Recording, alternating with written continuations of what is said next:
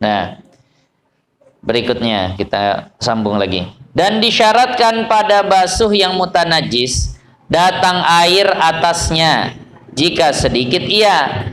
Nah, iyanya tuh air ya. Jadi kalau kita membasuh sesuatu yang mutanajis disyaratkan datang air atas najis tersebut jika airnya sedikit.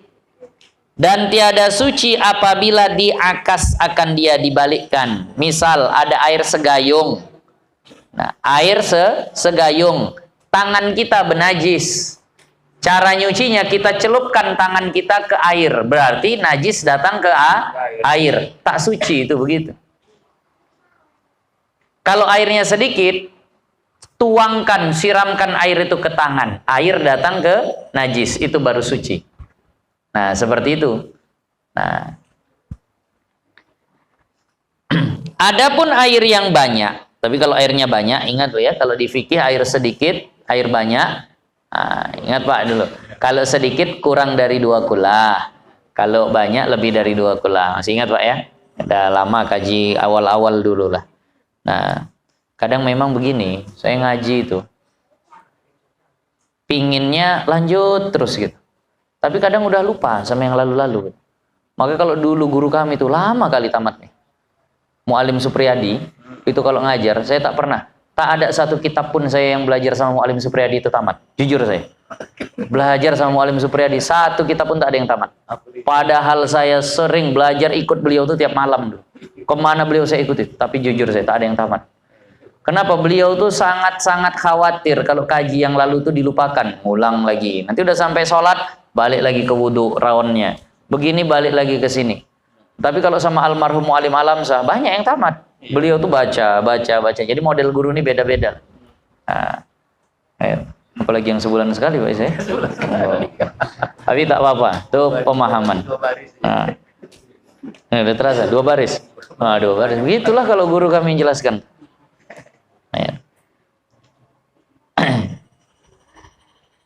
Nah, jadi adapun air yang banyak maka suci mutanajis, sama ada datang air atasnya atau akasnya. Tapi kalau airnya banyak, 1 kolam airnya, mau yang dicelup mau yang disiram sah-sah saja, tetap suci, tak ada masalah. Nah, tangan benajis dikobokkan, bahasanya dicelupkan ke dalam air 1 kolam, suci nggak tangannya? Suci, ada masalah karena airnya banyak ya. Habis masalah itu masuk berikutnya najis mughallazah. Nah, jam berapa nih Pak Isa? 9:30, setengah jam lagi insyaallah.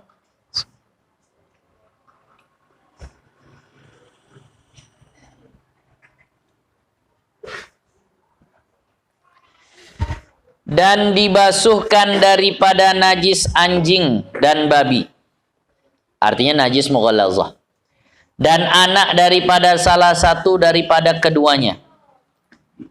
7 kali dengan air. Salah satu daripadanya air tanah yang meratakan tempat kena najis. Kalau najisnya najis mughallazah. Najis mughallazah adalah yang berasal dari anjing dan babi. Ini madhab Syafi'i. Nah, kalau madhab Maliki tak najis. Anjing tak najis, babi tak najis. Nah, madhab Maliki ini kalau masalah makanan paling mudah nih. Yang haram tuh hewan babi saja. Lain babi halal semuanya. Itu kalau madhab Maliki itu. Wah, ini kalau bangsa yang lapar pindah ke sini lah. Nah, semua mau dimakan. Nah, ular halal, biawak halal, kelelawar halal, tokek halal, semua halal. Madhab Maliki itu cuma 1 aja yang haram, babi aja. Nah, yang tadi kalau madhab Syafi'i banyak yang haram. Nah, tadi. Nah, boleh nggak ke taklid sana? Udahlah, mau kayak mana lagi? Kalau seandainya memang diambil hukum yang begitu, tapi jangan ambil yang mudah-mudah lah. Nah, bisa. Ayo. Dah, anjing dan babi. Dan anak daripada salah satu daripada keduanya. 7 kali dibasuh.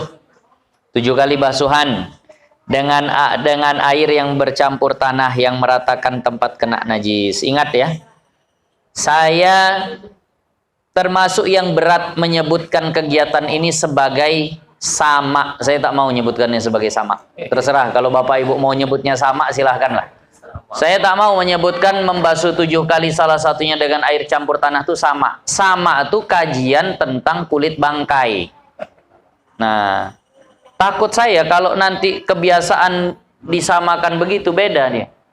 Takutnya ada anak muda yang ngajinya kadang-kadang, udah kadang-kadang tak fokus lagi, dibilang ayahnya, itu kulit bangkai itu bisa bersih kalau disama. Oh iyanya ya, iya. Dibasuhnya 7 kali, salah satunya pakai air campur tanah. Kulit bangkai. Suci nggak tuh kalau kulit bangkai disiram 7 kali, salah satunya air campur tanah? Oh tapi udah disama. Nah, itulah bahayanya kalau pakai sama di bahasa itu nanti. Padahal maksudnya kalau kulit itu disama, dihilangkan semua yang melekat daripada lemak, darah, daging, urat, itu dihilangkan semua. Murni tinggal kulit. Itulah namanya proses menyama di kulit. Makanya saya kalau ini tak mau saya menyebutkan disama. Ya udahlah, panjang-panjang lah nyebutnya. Basuh 7 kali, salah satunya air tanah. Nah, bahasa ringkasnya tak tahu. Kalau Bapak Ibu mau pakai sama silahkan. Nah, mudah-mudahan tak ada orang salah paham. Nah, air. Dah. 7 kali salah satunya dengan air campur tanah. Kalau 7-7-nya air campur tanah. Nah, suci nggak? 7-7-nya air campur tanah. Suci apa enggak? Suci. Nah, suci. Karena nanti ada kajian begini.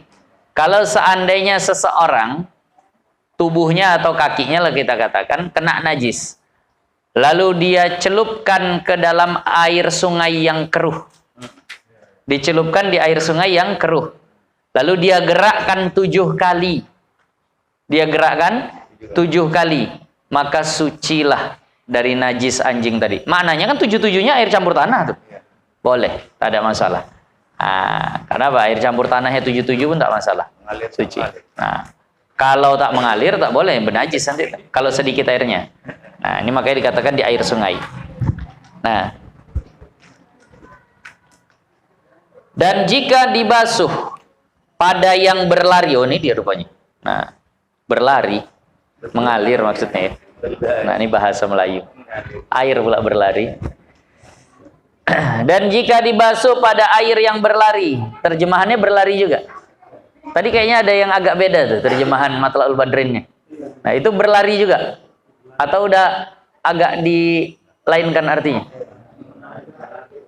Enggak, itu yang di belakang Bang Nur tadi itu. Agak terjemahannya agak beda. Sama juga, oh sama. Cuma beda tulisan aja berarti. Nah, ini kalau ada yang rajin, bagus bahasa Indonesianya, dibuat, disusun pakai bahasa Indonesia yang mudah dipahami. Nah, agak membantu orang tuh. Nah, kalau cuma mengalih tulisan aja, ya gampang. Bingung juga orang bacanya. Apalagi sampai salah semalam tuh. Ingat saya waktu masalah bejana tuh. Di sini tukul, di situ tawakal tulisannya. Nah, di situ basuh sama basah. Nah.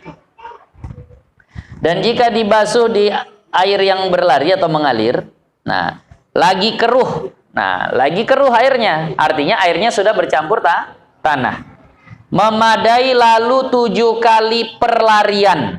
Ya Allah, bahasanya. Maka kena 7 kali perlarian, udah suci tuh. Apa 7 kali perlariannya? Kalau dalam kitabnya jiryah. Jiryah itu gelombang. Kena hantam 7 gelombang, maka sucilah dia. Ada kita bilang lah misal air sungai. Keruh airnya. Nah, sungai kita di sini jernih atau keruh? Kadang-kadang. Seringnya keruh? Enggak. Oh, seringnya bening. Kalau di tempat kami sana keruh selalu. Seandainya tangannya kena najis anjing tadi, dia celupkan di air sungai yang keruh tadi, kena hantam 7 kali gelombang, 1, 2, 3, sampai 7, udah suci itu tangan. Nah, tadi. Ya. 7 kali perlarian air atasnya dengan ketiadaan ditanahkan dia. Nah, jadi tetap suci juga walaupun tidak ditanahkan lagi. Kenapa? Airnya sudah keruh. Nah, tadi. Nah.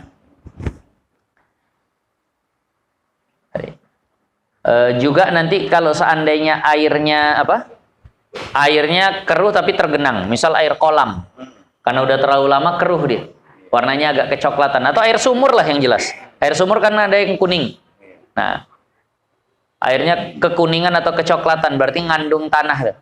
Dia celupkan, lalu dia gerakkan 7 kali, maka itu juga suci. Cara menggerakkannya, pergi dan pulangnya dihitung 2 tuh.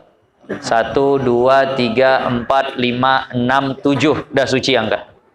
Nah, beda sama gerakan sholat ya. Kalau gerakan dalam sholat, pergi dan kembalinya dihitung 1. 3 kali gerak berturut-turut dalam sholat batal. 3 kali itu bagaimana? Pergi dan balik dihitung 1. Kalau ini pergi dan balik dihitung 2. Nah, di pipi ada nyamuk. 1, 2, enggak. 1. Nah, itu. Pergi baliknya dihitung 1. Nah, itu tadi. Walaupun pelan, asal nggak berdiam lama. Tapi kalau diam balik lagi, nah, itu nanti bisa dihitung 2. Nah, tapi ini dia langsung bergerak tanpa henti. Kayak itu. Nah, dan jika tiada hilang ain najis mughallazah, melainkan dengan 6 kali atau lebih, dibilangkan dia sekaliannya sekali jua, ditambah 6 kali lainnya daripadanya. Nah, misal tangan kena darah anjing. Tangan kena darah anjing. Najis mughallazah enggak tuh? Mughallazah. Semua yang dari anjing, semua yang dari babi itu hukumnya najis mughallazah. Mau darahnya, mau kencingnya, kotorannya, dagingnya, air liurnya, keringatnya, semuanya najis mughallazah. Nah, kenalah di tangan darah anjing. Siram sekali, belum hilang. Siram 2 kali, belum hilang. Siram 3 kali, baru hilang. Maka yang 3 kali siraman tadi dihitung 1. Karena mulainya hitungan sejak najisnya hilang. Sejak ain najisnya hilang. Bahkan seandainya 10 kali dah dia siram, barulah di situ hilang ain najisnya, maka 10 siraman itu masih dihitung 1, perlu ditambah 6 siraman lagi. Nah, itu waktu nyiram itu kesera air semua. najis mughallazah semua, kalau memang di sini masih ada najisnya. Nah, tadi. Nah, makanya hati-hati. Nah, kalau seandainya begitu, bagus lap dulu. Nah, bagus dilap dulu, biar gampang hilangnya. Nah, dan bumi yang padanya tanah, adapun lantai atau bumi yang memang di situ ada tanahnya, tiada wajib tanah lagi padanya. Nggak usah pala ditanahin lagi. Ada anjing misalnya kencing di satu perkarangan atau halaman rumah kita. Halaman ya, bukan teras. Halaman. Kalau halaman kan biasa udah ada tanahnya tuh. Nah, wah ini harus dibasuh. Dia basuh pakai air campur tanah lagi. Nggak usah. Kenapa? Karena itu udah tanah.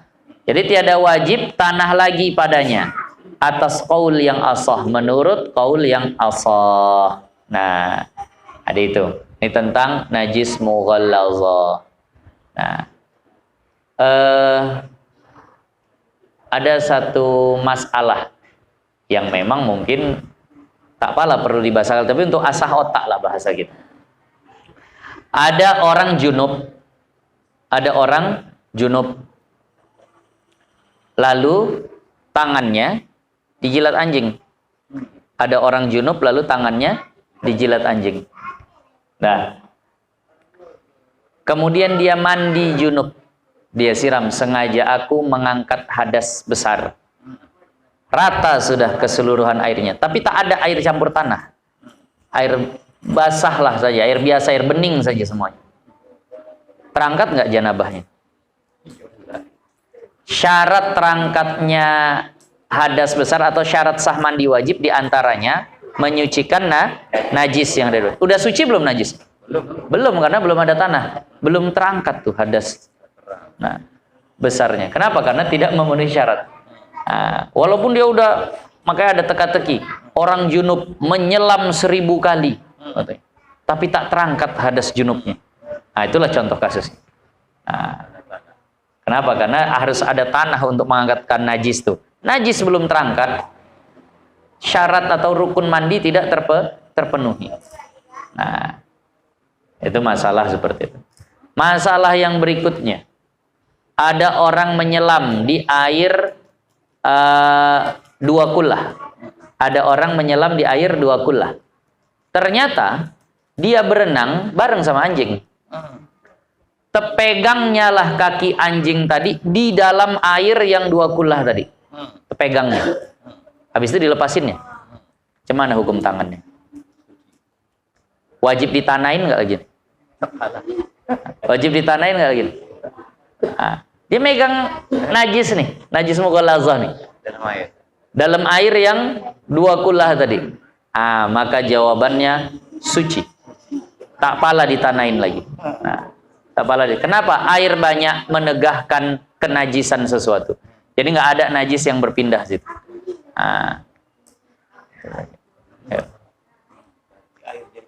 Jadi air jadi penghalang. Tapi kalau itu kejadiannya pas sholat, batal.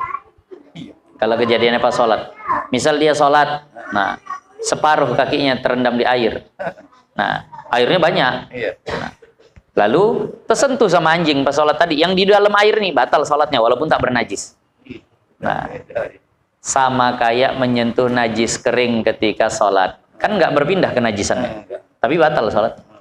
Nah, makanya kalau sholat, kejatuhan badan kita najis kering, itu bisa lanjut sholatnya kalau langsung najisnya disingkirkan, kan begitu? Cara menyingkirkan ya nggak boleh pakai tangan begini. Kalau menyingkirkannya pakai tangan begini batal. Sengaja menyentuh najis, dikibas, pegang ujung kainnya, jangan pegang najis. Kalau pegang najisnya batal sholat. Nah, jadi itulah pembahasan tentang najis mughallazah tadi. Ada beberapa hal catatan di dalam kitab Syamsul Munirah yang mungkin bagus untuk penambahan wawasan kita. Nah, di sini ada pembahasan. Nah, lau akala, ini pernah saya sampaikan dulu. Lau akala au syariba najasan mughallazan. Kalau seseorang makan atau minum najis mughallazah, ada orang makan daging babi. Nah, ada orang misalnya minum, mohon maaf, di dalam minumannya itu ada kandungan babinya, dia minum. Lazimahu ghuslu qubulihi wa duburihi marratan wahidatan. Ketika dia buang air kecil, ketika dia buang air besar, cemana tuh duburnya? Wajib dibasuh 1 kali saja. Kayak najis-najis biasa. Nggak usah pala dibasuh 7 kali. Nah, walaupun yakin, wah pasti di dalam tubuhnya udah ada najis tuh. Yang keluar pasti udah ngandung najis tuh. Pasti kan di dalam udah nyebar kemana-mana tuh. Nah, kadang kalau udah berdarah pun lagi, darahmu najis mughallazah tuh. Wah, nggak begitulah. Nah, cukup sekali saja. Nah, berikutnya, yang berikutnya di sini dikatakan, nah,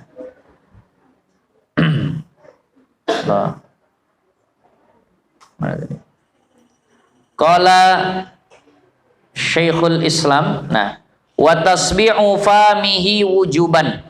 Tapi mulutnya yang memakan tadi, mulutnya yang meminum tadi, wajib dibasuh 7 kali, salah satunya dengan air campur tanah. Ini yang saya memang agak heran. Ini yang saya agak heran. Saya sudah pernah ceritakan dulu. Kami pernah bermuzakarah sama Ustadz tentang masalah ini. Nah, kalau ada orang makan daging babi, ada orang makan daging anjing, nah, kira-kira itu mulut wajib nggak dibasuh 7 kali dengan salah satunya air campur tanah? Nah, saat itu saya berpendapat wajib. Saya bilang, orang nggak payah kok, nggak masyakoh kali, saya bilang. Nah, orang tinggal kumur pakai air keruh, bukan mesti lumpur. Tapi banyak ustadz yang bilang, tidaklah, itu udah begini segala macam. Dibawalah pertanyaan ini kepada Darul Ifta Mesir. Lalu Darul Ifta Mesir bilang tak wajib. Padahal di kitab sini bilang wajib. Wallahu alam. Mungkin ada kitab lain yang tak terbaca saya. Tapi orang Mesir itu orang ulama-ulama besar, ulama hebat. Tapi kalau saya berpegang kepada ini nggak salah. Karena ada kitab yang mengatakan seperti itu. Mana tahu, tak sengaja. Nah, tak tahu, temakanlah daging babi. Nah, wajib tuh basuh 7 kali, salah satunya dengan air campur tanah mulutnya. Kalau kubul dubur setelah buang air besar tak wajib. Nah, Walaupun bentuknya sama. kalau bentuknya sama, artinya tidak tercerna, wajib. Kalau seandainya seperti itu. Nah, kemudian Nah, kalau ada, ini untuk apa saja ya? Saya bilang tadi, mencerdaskan lah, ngasah otak. Ada air sedikit, kita bilang ada air ada air setengah bak. Ini bak kalau penuh lebih 2 kula. Tapi kalau cuma terisi separuh tak sampai 2 kula. Nah, dijilat anjing air di bak tadi tak sampai 2 kula. Gimana hukum airnya nih? Bernajis. Najis apa nih? Mughallazah. Nah, lalu dibanyakkan airnya sampai jadi 2 kula. Gimana hukum airnya? Suci balik. Tapi wadahnya tidak suci. Dindingnya tak suci. Kenapa? Karena untuk dinding harus ditanain. Sementara belum ditanain. Nah, airnya suci, dindingnya tak suci. Pakai lagi, berkurang lagi airnya jadi kurang dari 2 kula, benajis balik airnya. Kenapa? Bersentuhan dengan dinding yang belum suci. Nah, caranya pada penutup masuk di tanah. Masukkan aja tanah tuh, keruhkan aja ke airnya. Dah. Nah, begitu aja lah caranya. Nah, ayo. Nah, inilah jam berapa Isa? Udah cukup. Nah, insya Allah lah akan datang nanti tentang air bekas basuhan najis pula. Yang akan datang. Mudah-mudahan bisa dipahami najis mukhaffafah dan najis mughallazah. Nah, inilah usaha kita melestarikan pemahaman kitab-kitab para ulama dulu. Nah, ini ngaji begini jangan sampai hilang. Ngaji begini jangan sampai hilang. Kalau hilang, nah hilang nanti keilmuan. Karena ngaji begini ini istilahnya ngaji bersanad. Nah, pemahaman-pemahaman seperti ini bersanad.